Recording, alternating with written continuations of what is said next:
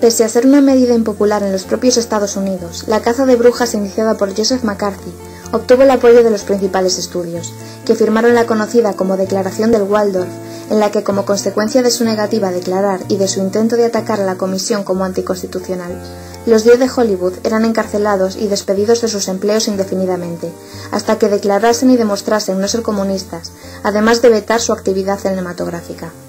Los 10 de Hollywood, componentes de la primera lista negra de la historia del cine, fueron Alva Bessie, Herbert Biberman, Lester Cole, Edward Mitrick, Ring Lardner Jr., John Howard Lawson, Albert Maltz, Samuel Ornish, Adrian Scott y Dalton Trumbo.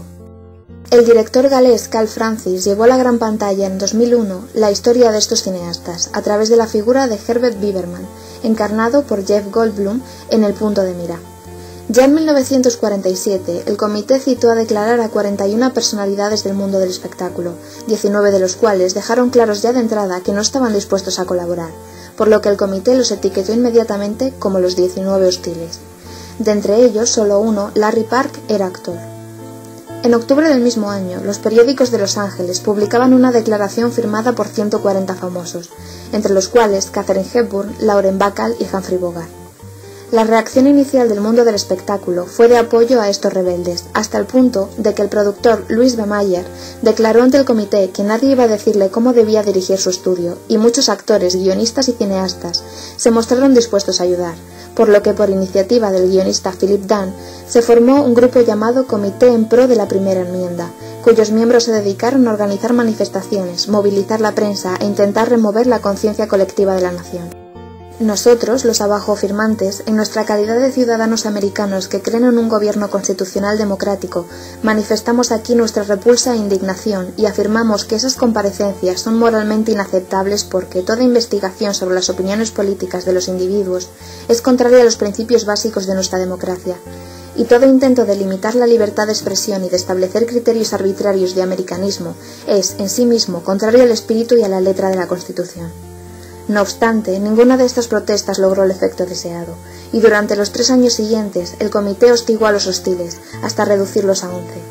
Finalmente, a finales de 1950, el 11º de la lista, Bertolt Brecht, se presentó ante el comité y declaró no tener nada que ver contra el comunismo, solo 2 días antes de dejar los anticomunistas Estados Unidos para regresar a la Alemania que había abandonado por culpa del nazismo. En 1943, cuando las relaciones entre la URSS y los Estados Unidos se deterioraron, el gobierno de este último país puso bajo vigilancia a cualquier persona que de una manera u otra hubiera tenido algo que ver con las ideas de izquierda que pululaban por el mundo. En junio de 1950 se publicó un panfleto donde aparecieron 151 nombres de escritores, directores y actores, a quienes se denunciaba por pertenecer a movimientos subversivos desde antes de la Segunda Guerra Mundial. Toda empresa de entretenimiento tenía prohibida la posibilidad de contratar a cualquier persona que apareciese en dicha lista. La cantidad de nombres aumentó considerablemente hasta alcanzar la cifra de 320. Entre los más conocidos estaban el famoso músico Leonard Bernstein y el conocido Orson Welles, entre muchos otros. Puede ser que Zukor, Lasky, Laemmle y otros prominentes empresarios de la industria cinematográfica apoyaran expresamente la política del gobierno de Harding de persecución de los rojos, o que quisieran simplemente sacar partido de los acontecimientos que aparecían con grandes titulares en la prensa por el bien de los ingresos de taquilla. El hecho fue que se estrenaron numerosas películas anticomunistas. Algunos de los casos más nombrados son los de Frank Capra o Charles Chaplin, cuya carrera artística abarcó más de 7 décadas y recibió un premio a la Academia en 1928. Candidato al Premio Nobel de la Paz en 1948, abandonó Estados Unidos tras una serie de polémicas que lo involucraron con el comunismo y con la realización de actividades antiestadounidenses, a pesar de declararse siempre en contra de toda política.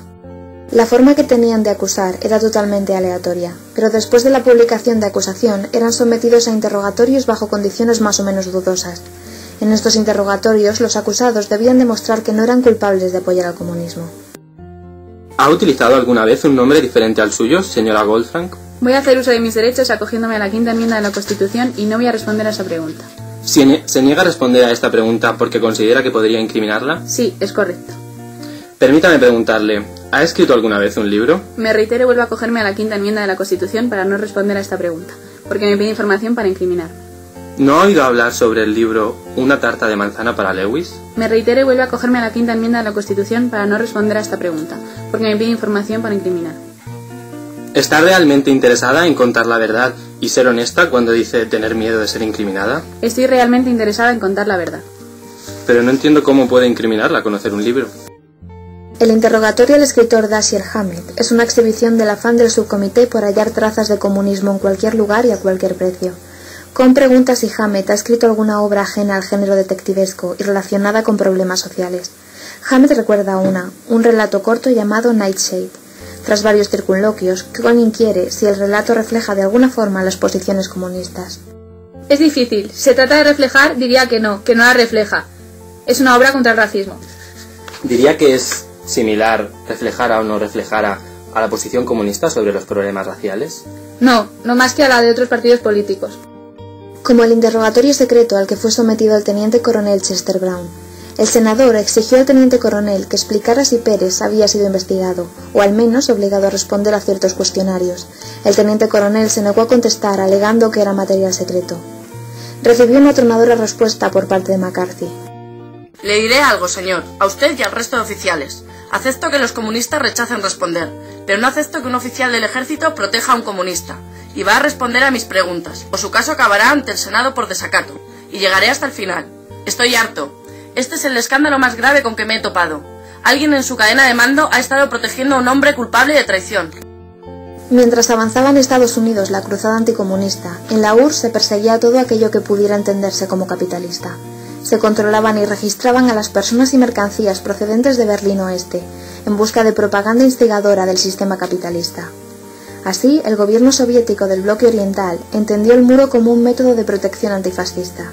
La República Democrática Alemana afirmó que el muro constituía un blindaje contra el espionaje, el sabotaje, el contrabando y la agresión de los occidentales. Pese a que el muro fuese defendido como un método de control, en la práctica únicamente sirvió como un método de retención de la inmigración masiva. La URSS contraatacó los medios anticomunistas con propaganda anticapitalista. La publicidad soviética mostró los defectos del capitalismo, ensalzando a su vez las virtudes del comunismo. Empleaba para ello diversas técnicas, como la publicidad comparativa, estableciendo un paralelismo entre un producto, el capitalismo, y el otro, el socialismo.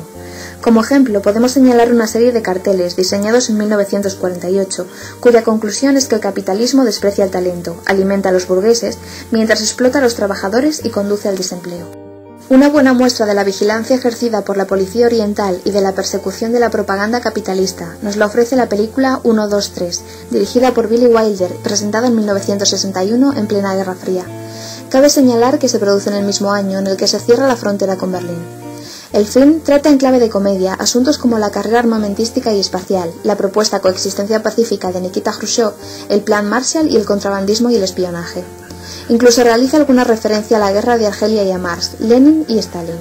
Se sitúa claramente en el bando americano, ridiculizando a los soviéticos, mostrando por ejemplo un Berlín oriental aún sin reconstruir y plagado de manifestaciones y señalando la baja calidad de sus productos, al comparar en una persecución un flamante coche estadounidense con un pequeño coche ruso que se va desmontando.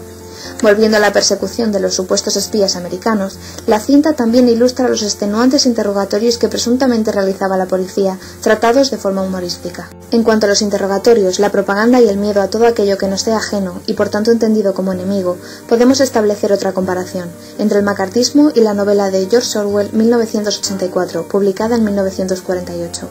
La novela supone una crítica a los totalitarismos, abordando cuestiones como el ensalzamiento del poder a través de carteles y eslóganes, la persecución de ideologías contrarias a la dominante y la siembra del pánico como camino hacia el poder. La obra de Orwell fue adaptada al cine por Michael Radford en una película cuidadosamente estrenada en 1984. Han saltado a la actualidad los casos de los niños brujos del Congo. En el norte de Sudáfrica, sobre todo en regiones de religiones tradicionales, se acusa cada año a cientos de hombres y mujeres de brujería, personas que son a menudo asesinadas por las masas enfurecidas. En Tanzania se acusa cada año a cientos de personas de brujería, que son asesinadas o mutiladas. El caso también se da en Kenia. En algunos estados africanos existen incluso leyes específicas contra la brujería. Por otra parte, directamente relacionado con el macartismo y la caza de brujas está el fenómeno conocido como Red Scare, temor rojo. El término denota dos periodos distintos de fuerte anticomunismo en Estados Unidos. El primer Tomo Rojo, de 1917 a 1920, fue sobre la revolución socialista, obrera y el radicalismo político. El segundo Tomo Rojo, de 1947 a 1957, se centró en una intensa sospecha sobre los comunistas nacionales y extranjeros que influían en la sociedad o que se infiltraron en el gobierno de los Estados Unidos. La tensión se elevó por los actos de violencia de varios grupos de inspiración bolchevique. El historiador Murray Levin definió la situación como una histeria a escala nacional provocada por un miedo y una ansiedad crecientes por una inminente revolución bolchevique en Estados Unidos, una revolución que destruiría propiedades, iglesias, hogares, matrimonios y el estilo de vida americano. Se popularizó entonces el eslogan Better Dead Than Red, mejor muerto que rojo.